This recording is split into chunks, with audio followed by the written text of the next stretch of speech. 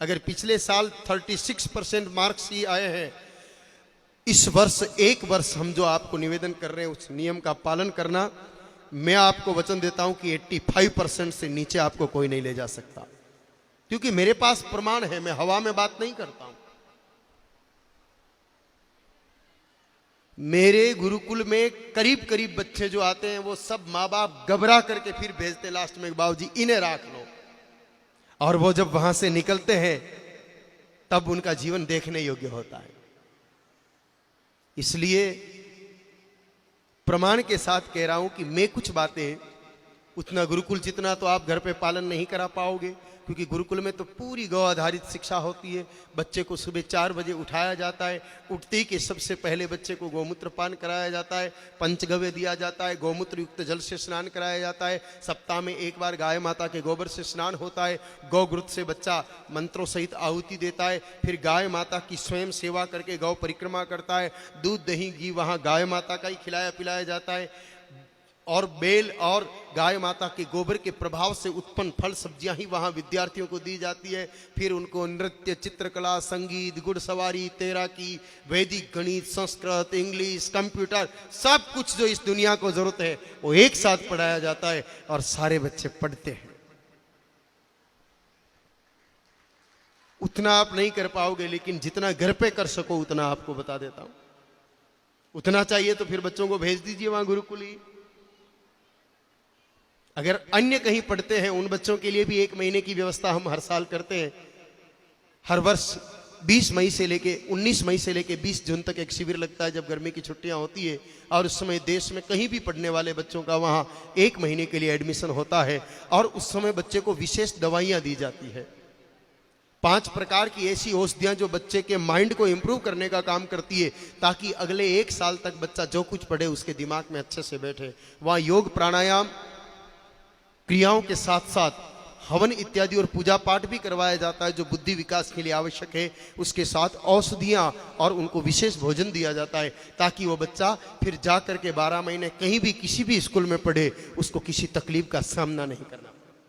और बच्चे का आत्मबल इतना बढ़ जाता है, आप किसी दूल्हे को घोड़ी पर देखना, अगर दुल्हा हो ना 30 साल का 25 साल का नौजवान घोड़ी पे बैठा हो, उस समय उसका बीपी नापना 150 से ऊपर मिलेगा। जबकि घोड़ी धीरे धीरे चलती है, अगले आगे एक आदमी पकड़ के चलता है, पीछे उसका मित्र होता है, तो भी वो डरा हुआ सा रहता है। उसका चेहरा देखो तो हवाइयां उड़ी रहती है। और आप गुरुकुल में पधार के देखिए, हमारे यहाँ 6ठी क्लास के बच्चे दौड़ते हुए घोड़े की लगाम पकड़ करके उसकी पीठ पर चढ़ करके इन घोड़े को दौड़ा देते हैं। ये गौ कृपा से उनमें प्राप्त आत्मबल है। सिर्फ सारी खासियत गौ माता की है, वहां और कुछ भी नहीं है। जो कुछ होता है वो गौ आधारित होता है। इसलिए तो आपको जो करना है वो सुनिए। आपका बच्चा प्रतिदिन रात को 10 बजे सो जाए।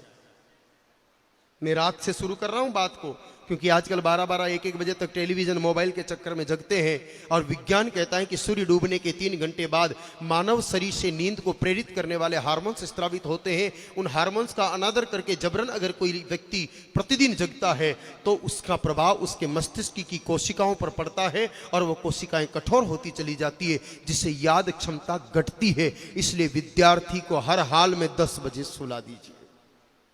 जो लोग सोचते हैं कि 12-12, 1-1 बजे तक पढ़ेंगे तो ज़्यादा बुद्धिमान होंगे, नहीं, अवसाद में आ जाएंगे।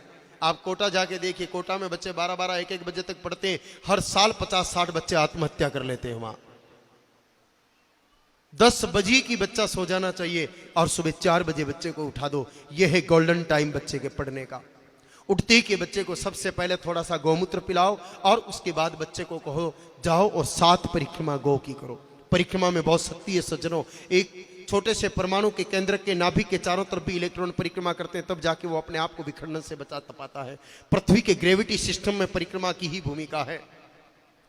गाय माता के लिए हमारे धर्म ग्रंथों में लिखा है सर्वे देवा गवा मंगे। गौ के तन में सतोगुणी ऊर्जा रहती है। जब कोई पढ़ने वाला बच्चा सुबह सुबह 7 परिक्रमा गौ माता की करे तो गौ माता की परम पावनी कृपा से उसमें सतोगुणी ऊर्जा का संचार होता है और अगले 24 घंटे तक बच्चा जो कुछ पढ़ता है उसको बहुत अच्छे से समझ में आता है। और याद रखिए, रटी हुई बात को इंसान 6 महीने बाद भूल जाएगा, लेकिन समझी हुई बात जीवन भर याद रहती है। उसके बाद सुबह के भोजन में बच्चे को छाछ दीजिए। और रात्रि को सोते समय बच्चे को 1 गिलास गाय माता का दूध पिलाएं। सुबह बच्चे को दूध नहीं पिलाना है, चाय भी नहीं पिलानी है, सुबह तो छाछ पिलाओ और रात्रि को दूध।